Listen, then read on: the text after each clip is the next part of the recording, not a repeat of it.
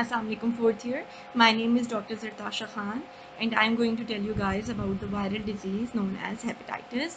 We are going to cover hepatitis A, hepatitis B and hepatitis D in this lecture, and hepatitis C and hepatitis E they are going to be told by some other teacher inshallah in the next lecture. Okay? Okay, so what is hepatitis, right? Viral hepatitis is a systemic disease with primary inflammation of the liver by any one of the heterogeneous group of hepatotropic viruses. ठीक है? The most common causes of viral hepatitis are the 5 unrelated hepatotropic viruses A, B, C, D and E. ठीक है? ये आप सबको already पता है. In addition to the nominal hepatitis viruses, other viruses that can also cause liver inflammation include herpes simplex, cytomegalovirus, Epstein-Barr virus and yellow fever. ठीक है? Okay, beta, these are some of the clinical terms, ठीक है, that are used for liver inflammation or for liver disease. ठीक है? Hepatitis, acute viral hepatitis. ठीक है? Then there is acute hepatic failure. Then there is chronic hepatitis. Then there is cirrhosis. ठीक है? And then there is fulminant hepatitis. Okay, ये आप लोग already patho में और मेडिसिन वगैरह में इसको डिटेल से पढ़ोगे. कम्युनिटी मेडिसिन के पॉइंट ऑफ व्यू से it's not that important, but ये टर्म्स आपको पता होनी चाहिए. अच्छा बेटा, ये बड़ी अच्छी स्लाइड मुझे मिली थी. ठीक है, ये सबको सब तरह की types hepatitis A B C D E को बता रही है कि उसमें एजेंट क्या है, रूट ऑफ ट्रांसमिशन क्या है, एज अफेक्टेड ज़्यादा किस एज में होता है. ठीक है, कैरियर स्टेट किसकी है ज़्यादा, इंक्यूबेशन पीरियड का उसमें बताया हुआ है, क्रॉनिक इन्फेक्शन का बताया हुआ है. ठीक है, स्पेसिफिक प्रोफाइलेक्सिस के क्या क्या देते हैं. ठीक है, अच्छा ये टेबल ना आप लोग जब डन हो जाओगे ना उस वक्त आप लोग पढ़ना, तो आप लोगों को बेहतर समझ लगेगी. ठीक है, लेकिन ये मैंने शुरू में डाल दिया टू डिफ्रेंशिएट.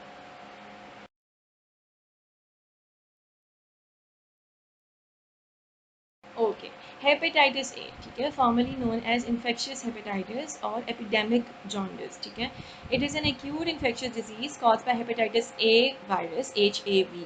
ठीक है, this disease is heralded by non specific symptoms such as fever होगा. ठीक है, चिल्स होंगी, headache, fatigue, generalize weakness, aches and pains. ठीक है, फॉलोड बाय एनोरेक्सिया कि कुछ खाने पीने को दिल नहीं चाहता, नोजिया होता है, then there is vomiting, dark urine आ रही है, जॉन्डिस हो रहा है. ठीक है, the disease is benign with complete recovery in several weeks. बस इसकी सिम्टोमेटिक ट्रीटमेंट ही होती है और ये कुछ हफ्तों में खुद ही से डिजॉल्व हो जाती है.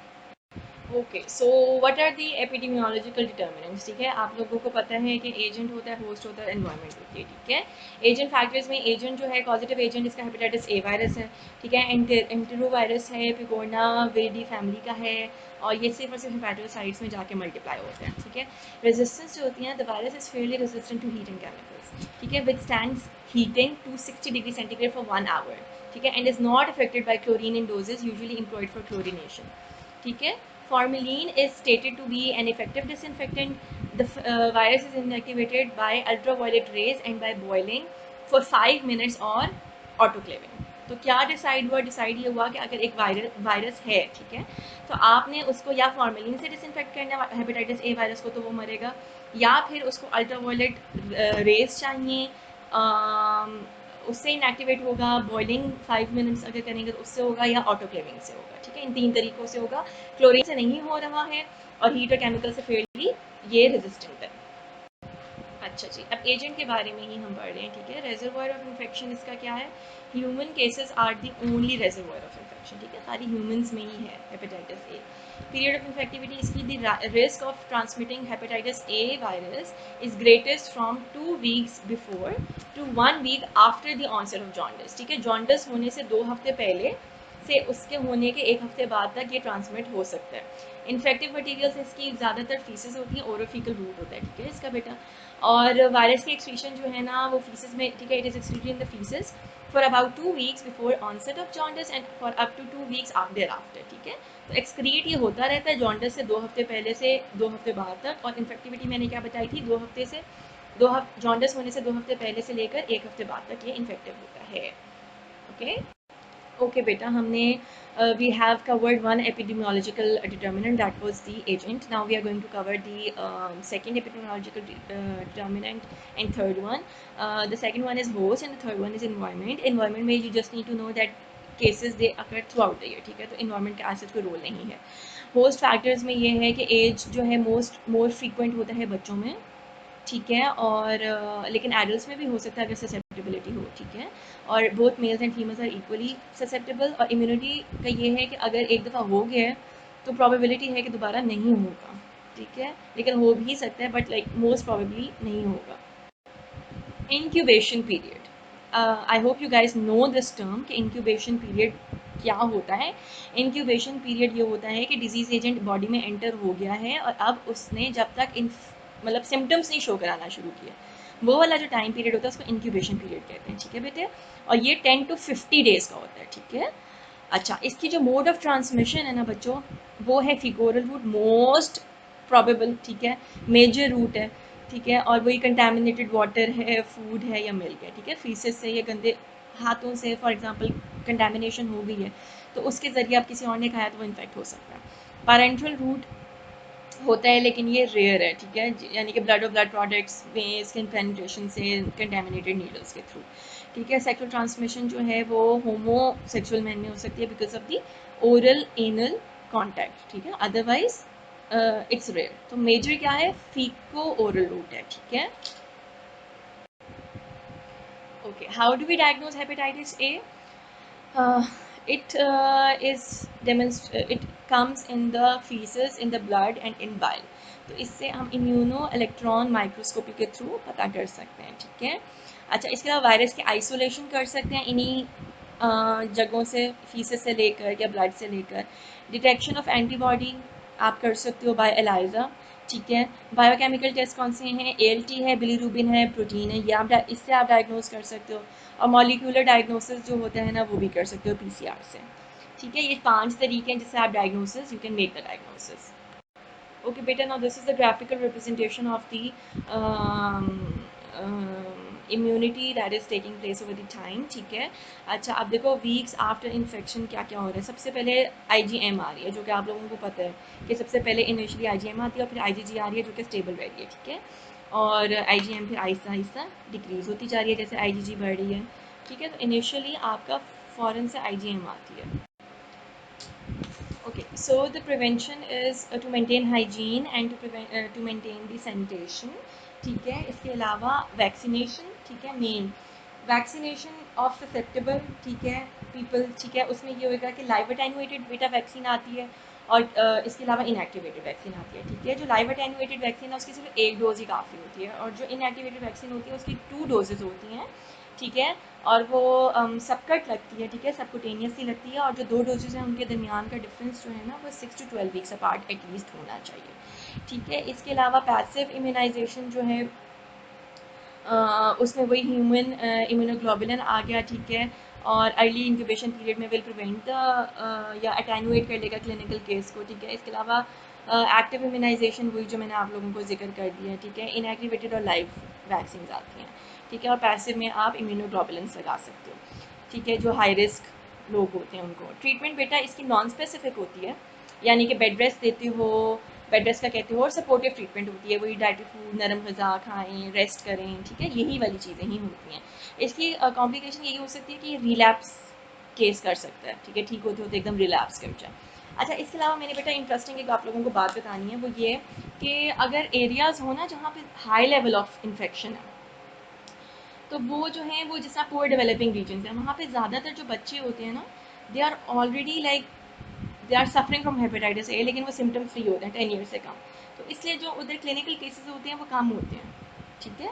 अच्छा, और जो एरियाज जहाँ पे intermediate levels of hepatitis A होता है उधर जो है ना वो मोर क्लिनिकल केसेस और आउटब्रेक्स होते हैं, क्योंकि वहाँ पे सैनिटेशन जो है वो इम्प्रूव कर गई होती है तो एकदम जब केसेस आते हैं तो वो आउटब्रेक्स हो जाते हैं एडल्ट में, ठीक है. और जहाँ पे लो लेवल्स ऑफ केसेस हैं तो वहाँ पे सिर्फ और सिर्फ आपको हाई रिस्क ग्रुप में मिलेंगे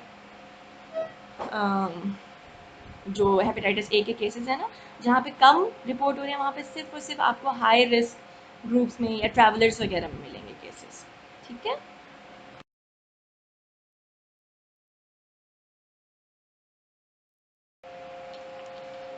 hepatitis B virus, okay, hepatitis B virus is very important guys, ठीक है, इसको ध्यान से सुनो पढ़ो।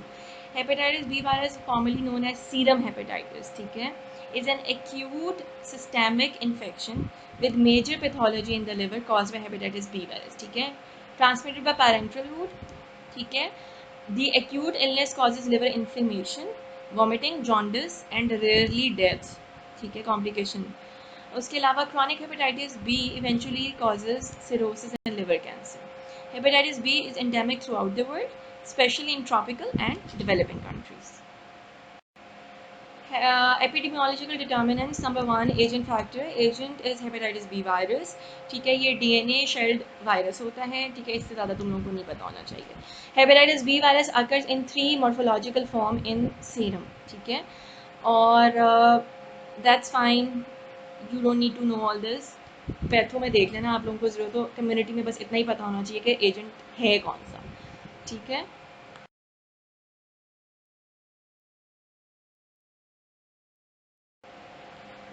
The reservoir of infection is man, ठीक है, it can be transferred to other people via cases or the carriers, ठीक है।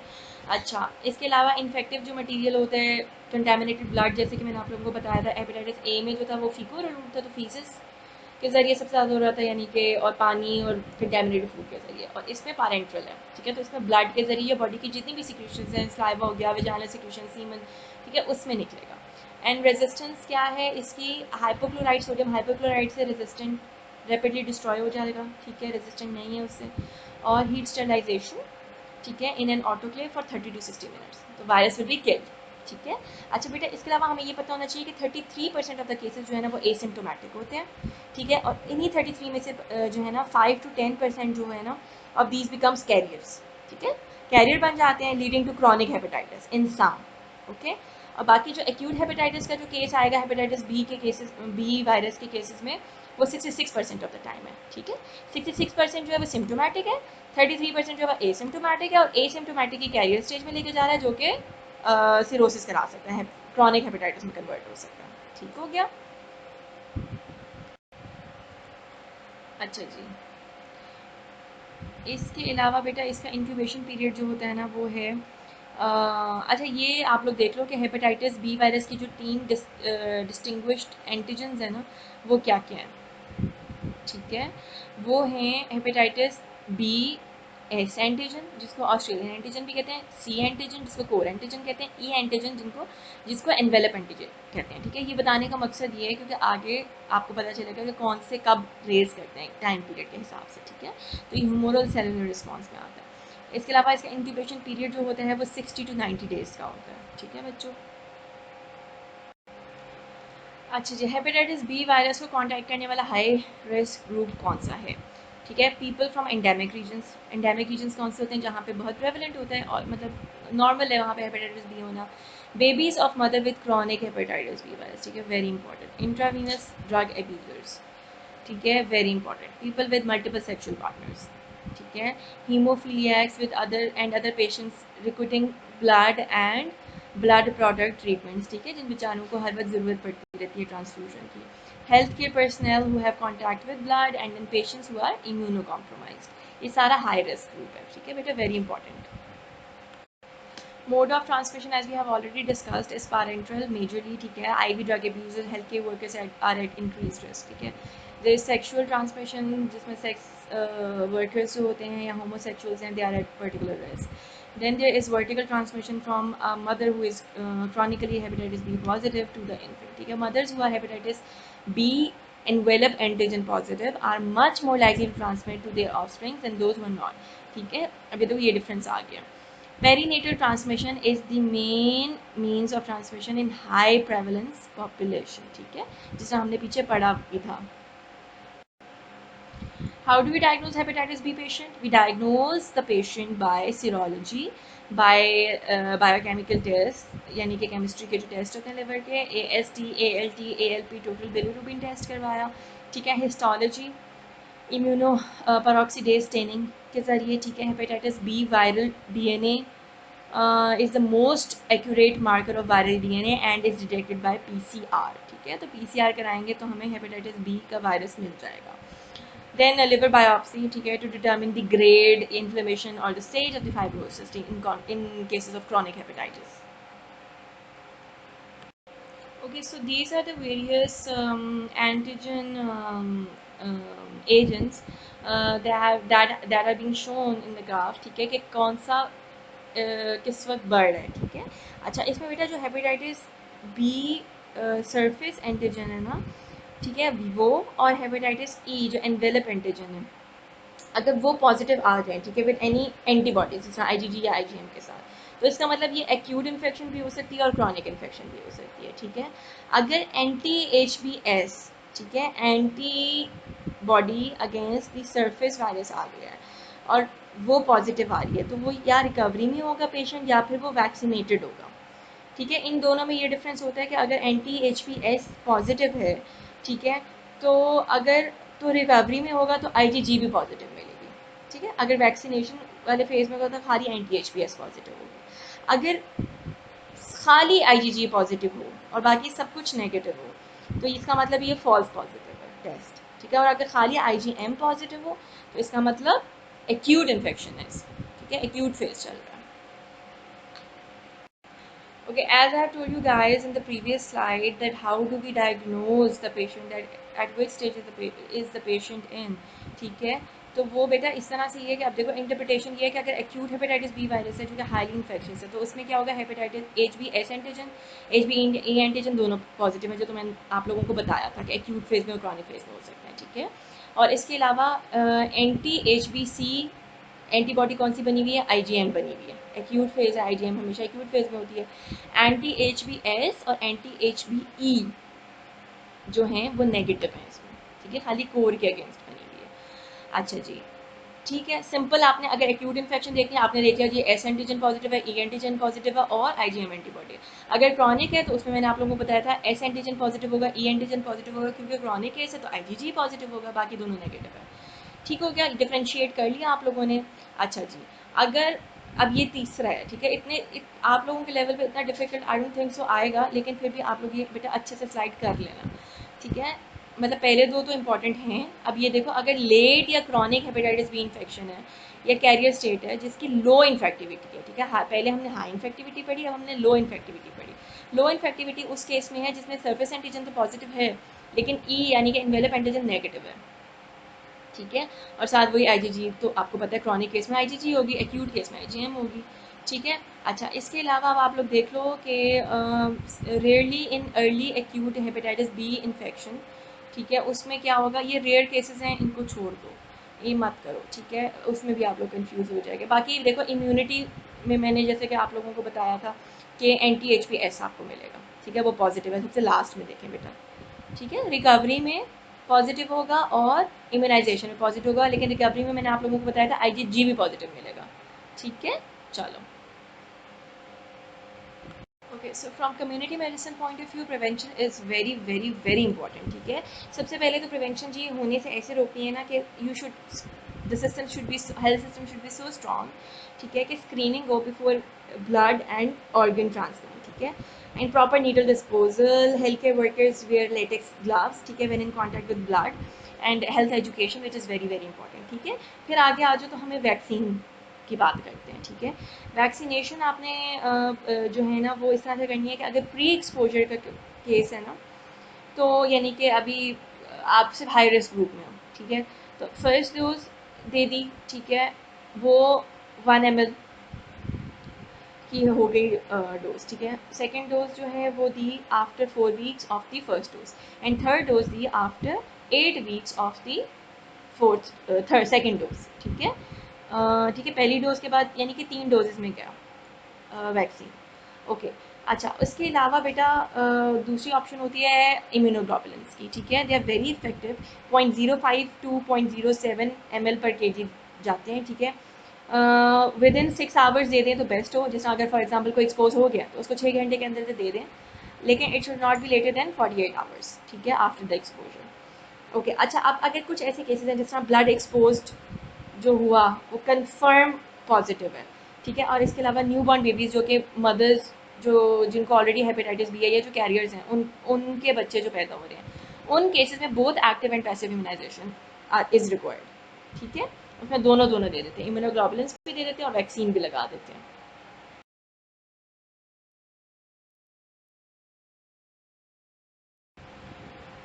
The complication of hepatitis B virus is chronic hepatitis, which ultimately leads to cirrhosis and then hepatocellular carcinoma हो सकता है, ठीक है।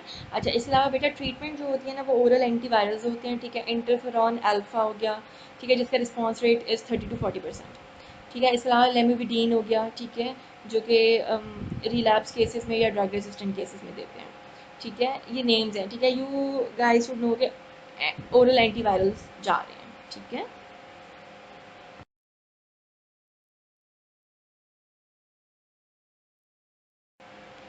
Okay, now we come to the last topic of today's lecture, that is hepatitis D virus, ठीक है। hepatitis D virus, which is also referred to as hepatitis delta virus, ठीक है, is a disease caused by a small circular enveloped RNA virus, ठीक है।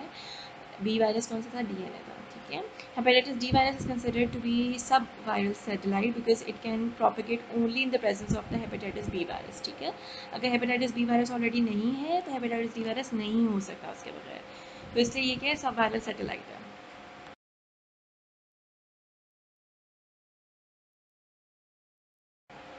The incubation period of hepatitis D virus is from 2 to 12 weeks, ठीक है। Mode of transmission, the primary route of transmission is believed to be similar to those of hepatitis B virus, though hepatitis D virus does not appear to be sexually transmitted disease, ठीक है। तो blood से सबसे ज़्यादा इसका root है। Okay, so as I told you guys already that hepatitis D virus is dependent on hepatitis B virus replication. तो अगर हेपेटाइटिस बी की सरफेस एंटीजन होगी तो वो एज एन इन्वेलप काम करेगी हेपेटाइटिस डी वायरस के, ठीक है। तो दो टाइप्स ऑफ इन्फेक्शन हो सकती हैं, को इन्फेक्शन और सुपर इन्फेक्शन, ठीक है। को इन्फेक्शन में ये होता है कि delta and B virus are transmitted together at the same time, और सुपर इन्फेक्शन में होता है कि डेल्टा इन्फेक्शन आकर in a person already harbouring hepatitis B virus, ठीक है। बेटा जी डायग्नोसिस इसका इम्यूनोफ्लोरेसेंस से होगा, ठीक है। डेल्टा एंटीजन जो है वो लिवर न्यूक्लियाई में नज़र आ जाएगा। इसके अलावा एंटी डेल्टा एंटीबॉडीज़ जो होती हैं ना, they appear in serum and can be identified by ELISA, ठीक है। अच्छा जी, उसके अलावा IgM एंटीबॉडीज़ जो हैं दे appear 2 to 3 weeks after the infection and is soon replace by IgG antibodies in the acute delta infection, ठीक हो गया। तो एलाइजा और immunofluorescence. Okay, this graph represents the co-infection, like both the viruses are occurring at the same time, as you can see in the graph. ठीक है, surface antigen भी बढ़ रहा है तो IgM एंटी HDV भी बढ़ रहा है, ठीक है, और इकट्ठे वो नीचे को जा रहे हैं। ओके, और इस केस में बेटा ये सुपर इन्फेक्शन है, ठीक है। हेपेटाइटिस बी वायरस हो गया तो उसके बाद हेपेटाइटिस डी वायरस हो रहा है, एज यू कैन सी, ठीक है। ग्राफ में पता चल रहा है कि डी के बाद फिर जो है वो बी हो रहा है, डी हो रहा है, sorry. Okay, so how do we prevent? We prevent the co-infection by pre or post-exposure prophylaxis, ठीक है, to prevent hepatitis B infection, screening of blood donor for hepatitis B surface antigen, ठीक है ना। अच्छा, जैसे ही कोई ब्लड डोनर आए या कोई ऑर्गन ट्रांसप्लांट होने लगे तो फिर उसका स्क्रीनिंग होनी चाहिए कि नहीं हेपेटाइटिस बी तो नहीं है, हेपेटाइटिस सी तो नहीं है, हेपेटाइटिस डी तो नहीं है, ठीक है। और जो सुपर इन्फेक्शन के केसेस होते हैं उसमें बेटा जो ऑलरेडी हमने बी में प्रिवेंशन पढ़ी है ना वही सारी इस पर भी एप्लीकेबल होगी, ना बी होगा ना डी होगा, ठीक है। तो health education is very important, specially जो रिस्क हाई रिस्क ग्रुप है उसमें, ठीक है। अच्छा, अब बच्चे, our lecture has ended with this slide, ठीक है। All you guys need to know is कि कैसे डिफ्रेंशिएट करना है। कोई अगर सिनेरियो आ जाता है तो आप लोगों को पता होना चाहिए कि अगर फीकोरल रूट का है और कोई जॉन्डिस का सिनेरियो है तो आप लोग फ़ौरन से कोई हेपेटाइटिस ए है।